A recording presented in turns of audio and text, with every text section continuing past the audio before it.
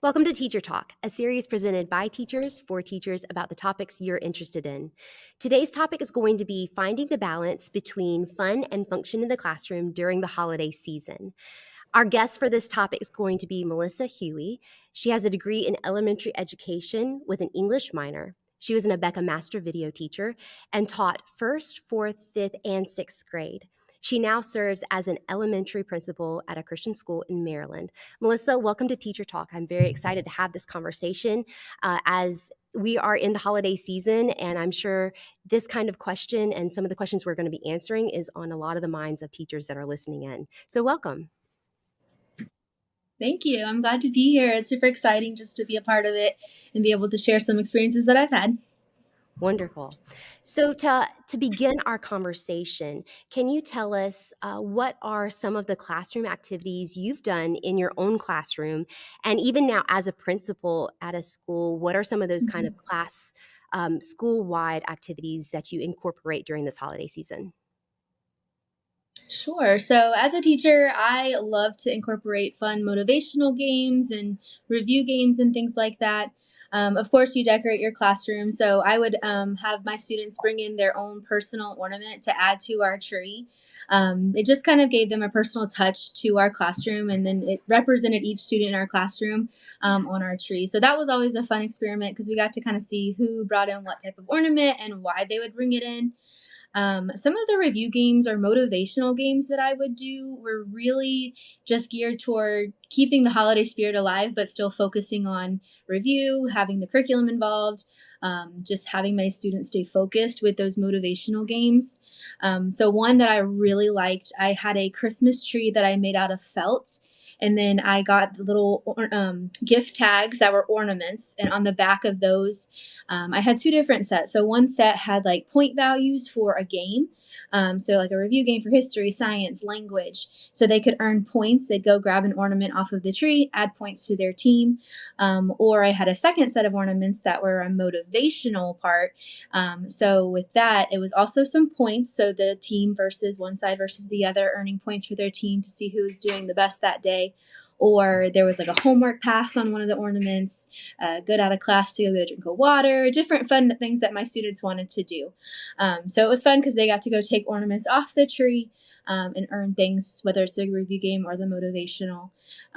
Another one I love to do, I liked it when my students could go up to the board and do things on the board. So I would do you want to build a snowman? And so the team, class again, would be divided, whether it be by rows or just side versus side. And as they're doing well, as they're getting questions right, whichever way I decided to use the game, they would go draw different parts of the snowman. So starting out with the 3 potties and then adding a scarf in the face. And then I would have another teacher come in and vote to see which snowman looked the best. And that team would get a point. So fun things like that made it exciting. That one could kind of transition even into January and February when it was still kind of cold outside. Another one I love to do, they have those snowballs that you kind of can like throw, the indoor snowballs. So I went and bought a few boxes of those and I put them all at the front of the classroom. And then as they were doing well that day or they were focused on me, they were paying close attention, getting their things done, I'd say, come get a snowball. And they would collect the snowballs on their desk, however many they got. And then I would give a code word. And as soon as I said the code word, they could take their snowballs and throw them at each other for all of a 15-second craziness. And then we got it all back together. Oh, that's so but fun. it kind of let them get their wiggles out and just have fun, but also still trying to earn a lot of snowballs so they could throw them. Yeah, and their favorite was trying to throw them at me, but I would just hide so they couldn't get them. No. But it was enjoyable. We loved that kind of stuff as a teacher. I missed the classroom this time of year because of those sort of things. But I get to still have fun as a principal. So we do things for our students during this time as well. So we do what we call the Rosedale Rundown, which is our morning announcements in my building. So specifically during the Christmas season, we like to start off with a Christmas song, just kind of waking them up in the morning with that song, just a little 15-second blurb of it to start off our announcements. But then we also have started doing the Christmas story. So we read a couple verses out of the Christmas story in the Bible each day leading up to that. Again, focusing it not just on the fun, but also the reason for the season. So we have a lot that we do for our school, our students. We do wrap up our teacher fun with a Christmas party for our teachers during our all staff meeting that month. So they think they're coming in for a meeting with notes and things, but it turns into a party. So we like to enjoy that time with them. Yeah. Okay, so as a teacher listening to this, and there are y'all are very busy and have a lot of activities centered on the holidays, but also integrating still getting work done, and it's kind of you're taking time Mhm. where you're doing your normal meeting or so, like you had mentioned, Right. but it's more of a holiday focused instead. Can you speak to Mhm. the individual that's kind of thinking at this point, wow, that is a lot?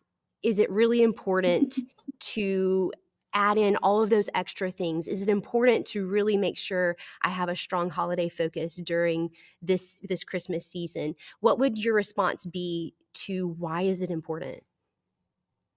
Right. So to me, I don't think it necessarily has to be as overwhelming as what it sounds. I do think it's important just because some of these students, they don't necessarily get this at home. Mm, They don't get the extra fun, they don't get the extra decorations, whether it's they can't afford it or maybe their family just doesn't celebrate that way. I do think having an avenue for the students to come in and just enjoy that is mm, good, but I mhm, don't think it has to be as over the top as what some people think. That's why I like to do the motivational type things because it was something that was pretty easy, especially like drawing on the board. Something pretty easy, not effective for me, not expensive for me as a teacher. But it still got them excited. It got them wanting to come to school for these next 3 weeks because everybody knows we'd rather put the covers over our head and stay in bed. But it just got them coming and excited to come. I like to do motivations that come sometimes last multiple days because it's like, okay, who's going to win today? Or what's going to be the twist on our game today? So it's a little bit more prep on the teacher side, just coming up with things and thinking through it. But if you share ideas with other teachers, I think that is highly important. This type of a podcast is great because we're all exhausted, and just to get other ideas from other people, other teachers who are living the life that you are, is great. And Pinterest is always a win too. So but yes. I think it's important, but I don't think it has to be as over the top as what it could be Yeah. if you could let it that way. Right. Okay, so then what from your experience even, what are some of the challenges as you start to Mhm. come up with those ideas and you start to put in that little bit of extra effort to make sure that you're including holiday activities and you're doing the planning? What are going to be some of the challenges that we'll face when we start all of the activities and adding all of the extra in? Right. It's definitely going to take that prep work. Like I had mentioned, that is going to be a big challenge on the teacher specifically. It's something that you do have to think ahead of time this time of year. I even told my teachers in the meeting we had yesterday, don't come in thinking you can wing it in the next 3 weeks. This is something that you do have to kind of plan for because if you just come in and don't have a plan, the kids will have an alternative plan that you probably do not want to be a part of. So that's probably one of the challenges is just a little bit more extra prep that's going to go into it on top of your lesson planning and your grading and all of those things that a teacher already is a superstar for doing. But then another thing that would probably be a caution or challenge that you want to think through is just your kids getting out of control. Just there's a time for fun, like I mentioned, like with the snowballs, we did it for a 15-second time and then Mhm, we stopped and calmed back down. mhm, But to give them an outlet where they can get a little bit crazy, but then, okay, it's time to focus, will help with that out of controlness all day long. mhm, Our building is a very unique building that I'm in, and we have lots of older kids, younger kids, and each one is a little bit different in how you manage them. So there's not a fix for every one fix for every grade level. It's just not possible. Even for each school, a fifth grade in one school versus fifth grade in another school, it's completely different. right. But knowing your kids and knowing what helps you the best, and then praying and having the Lord on your side with those challenges is going to help you get through that season. Right, right. And I love that you were talking about earlier, you had your example of throwing the snowballs around and you had that 15-minute break of just get it out and be crazy and have fun, but then you were able to Right. bring it back down. And that also speaks to the fact that your class is going to know how to respond when the 15 minutes is done. You're going to be Right. able to actually get them back into control. And that's something as teachers, I think Mhm. you'll have to kind of, like you were mentioning, evaluate and know your own class and your students and what they'll be Mhm. capable of. But I love that also you mentioned another way of doing it was just having the snowman on the board as a part of your usual classroom routine in reviewing or going over new concepts, Mhm. and you just made it more holiday themed. That's something that it's not necessarily going to get a lot of excitement and energy out of the classroom, but it's still holiday themed. I love that you gave those kind of two Right. options on how to do that Mhm. in different ways. Could you speak a little bit more specifically on the discipline factor when you do have Mhm. all of the fun and you have all of the higher emotions and the energy levels just around this season? They are Mhm. heightened, um, typically just without even doing anything already. So could you speak to a little bit about how can we combat that challenge and making sure that we Mhm. keep that balance of, yes, we're going to have Right. fun, we're going to have a little bit more energy, and you're going to be able to kind of feel it in the hallways and in the classroom, but we still have to make sure that, we're still in the school year, we're still getting school done, we're Mhm. still focused on our studies. Right. I think one big part of that is just how you manage your classroom all year long is going to play a big role in that. But for any teacher who maybe is really good at self or classroom discipline or even just maybe lacking in that department, just talking to your students and saying, I have so much fun things planned, but we also have work to do. So if we want to play hard, we got to work hard. Mhm. And just even a family chat during this holiday season at the beginning of the week, just explain to them we have things that we have to accomplish, and so to do those things or to get those things done then allows us to have fun. But I think that integrating of motivational things that are still holiday themed and fun will get your students to sit, to listen, to obey. Mhm. Each school is different in how they handle discipline. We specifically have like demerits and merits here.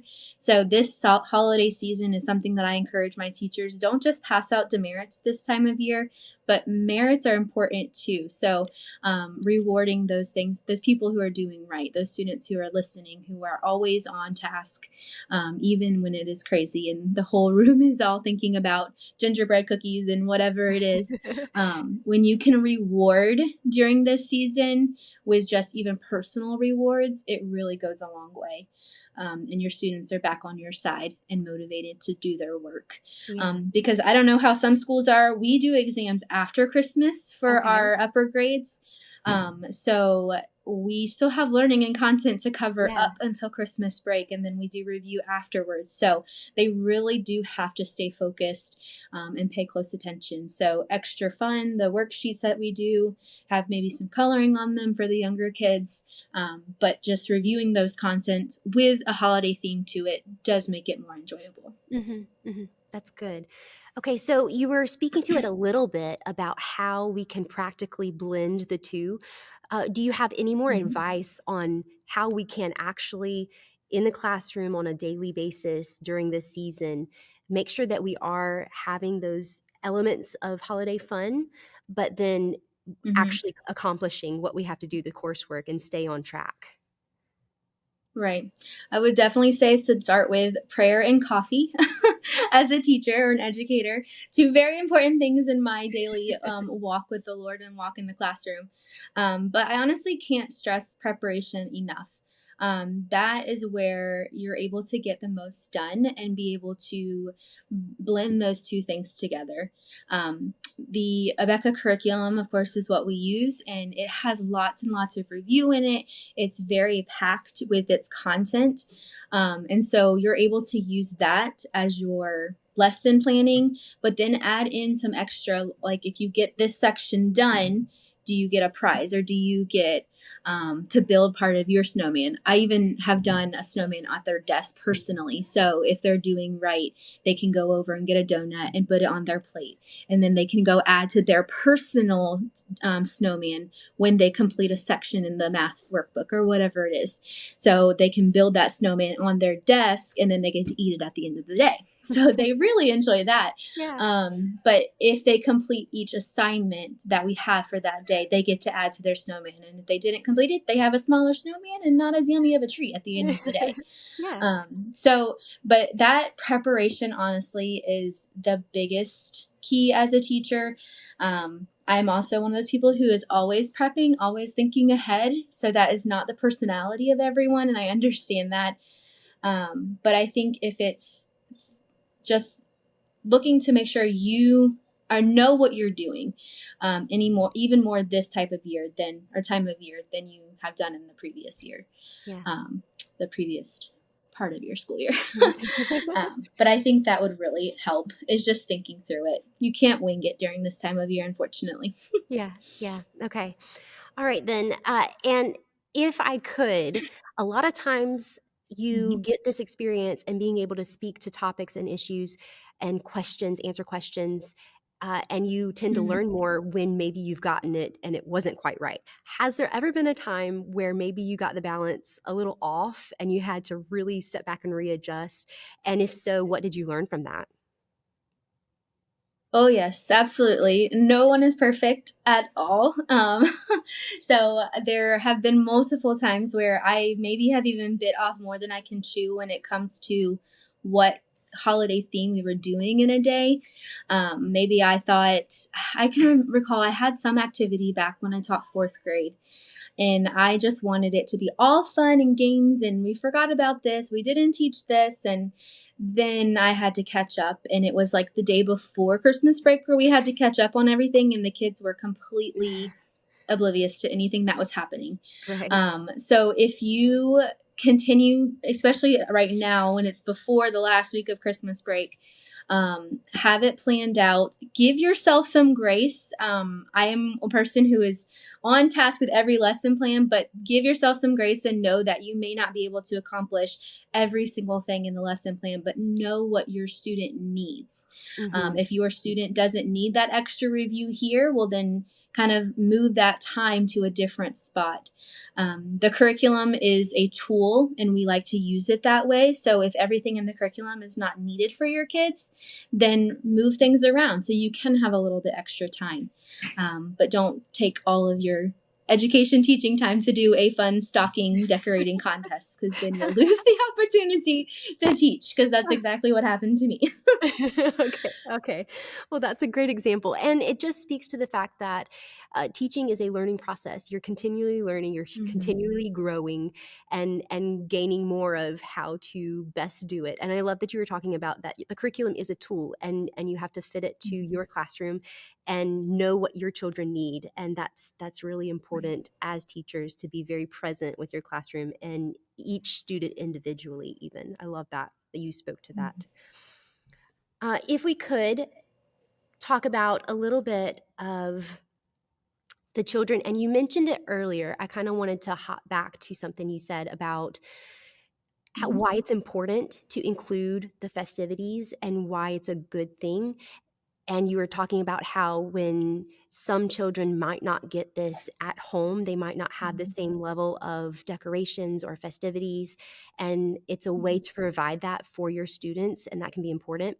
Can you speak a little bit more to that as far as when you do have Mhm. children that maybe Christmas just isn't their thing, they don't celebrate it the same way, they have different views, or maybe they're just personality wise, they're not as an energetic of a person. How do you Right. practically pull them in and get them involved in maybe different ways or just getting them engaged in the classroom as a whole? Right. I think we are a little bit blessed in our school because we are a Christian school, but we are an open enrollment school. So that means we have students who their families may not go to church. They may not have a Christian family at home. In fact, I know of multiple of our students who are not that way. So when they come into our school, they know that they're going to learn about God, and they know they're going to hear about Jesus, but they're not always receptive. So one thing that we and my teachers are really good at this, they love them where they're at. So just learning who those students are, and if you're just pushing and pushing and pushing one specific thing on them, they're going to continue to close that door. Mm-hmm. So I think it is, I have one teacher who is especially good at this, meeting them and knowing what they need to let you open that door, if that makes sense. Mm-hmm. So we have a student who doesn't want anything to do with Bible class, doesn't want to have anything to do with praying or anything like that. But our job is to know who they are and how to reach them. Mm-hmm. So with that, it's really, you just have to know your students. And I know that's kind of a vague answer, but I do think that it's important to know who they are. And it's not necessarily becoming their friend. That's not what I'm saying, but it's, you have to know that they like basketball more than anything else in the world. And so if you want to be able to talk to them and then respond to you, you may have to learn about who LeBron James is or whatever. So I've learned a lot about football this year than I already didn't know, because I'm trying to talk to my kids, you know? So, and I'm a football player, or a football fan, but yeah, no, I don't know some of these things. So you just kind of have to learn and get to know your kids. And I think when you build that relationship, it opens the door for now. Hey, let me tell you about my other friend. His name's Jesus, and he is there for you in any time that you need him. Whether Mm-hmm. you're at home alone when your parents are working at night, or you're around the kitchen table with your family who's talking about any other thing. Mm-hmm. So it's just learning who your kids are, I think, and then that opens the door for them. Yeah, that highlights how important it is to build those relationships with your students, as far as Mm-hmm. not necessarily just strictly a teacher, but a mentor, someone Mm-hmm. that's trying to bring them along Right. and train them in more than just the coursework. And that's important to remember as Mm-hmm. well. So you were speaking to how some of the families, as an open enrollment school, they might not align necessarily with where your school does, or where you as a teacher, where Mm-hmm. your beliefs are. Do you still involve parents in maybe some of the planning with the holiday activities, and how do you kind of reach out to include even the parents in all of this? Right. So, your first part of your conversation was talking about just the dynamics of families. Before I answer your question, I'm going to go back a little bit. My vice principal and I were talking the other day about a statistic that we read. Um, and there are, I don't remember the percentage, but it is a very large percent of students who walk into the building, their teacher greeting them and saying them by their name is the first time they've heard their name that day, Mm. because maybe their parent is asleep when they come home, or they get up to go to school, or their parent is at work, and so someone else has to bring them to school, and they're not hearing the love at home. And it's not all of our students whatsoever, but there is a good portion of students who don't hear their name said until they hear it from their teacher. So being that extension of the home is very, very important, um, as a teacher, and just knowing and loving your kids and who they are. So when it comes to involving the parents specifically at our school, we do have a room parent program where that room parent can come in and assist with planning the Christmas party, because we do a Christmas party for every class that last day before break. So Mhm. the parents can come in and assist with that. We do have parents, a program where they can come in and they can assist with our toy drive that we do for our church. Has a toy drive for the Youth Coalition. So parents can come in and help with that. They participate by donating to that. So our parent volunteer program is a really good start. But really the biggest portion that parents participate in is buying those toys and participating by bringing them in, or doing the Christmas party in their classrooms. And we do allow for parents who are not just the room parents to come in and help, because some teachers want to do gingerbread house building during their party, or one of my third grade teams, each classroom is going to be a different theme.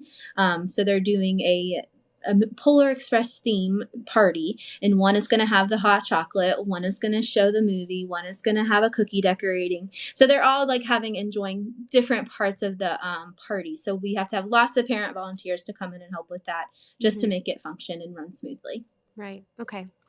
I love it. This whole conversation was just full of practical ways to incorporate the holidays, and I love all of the examples you Mhm. gave.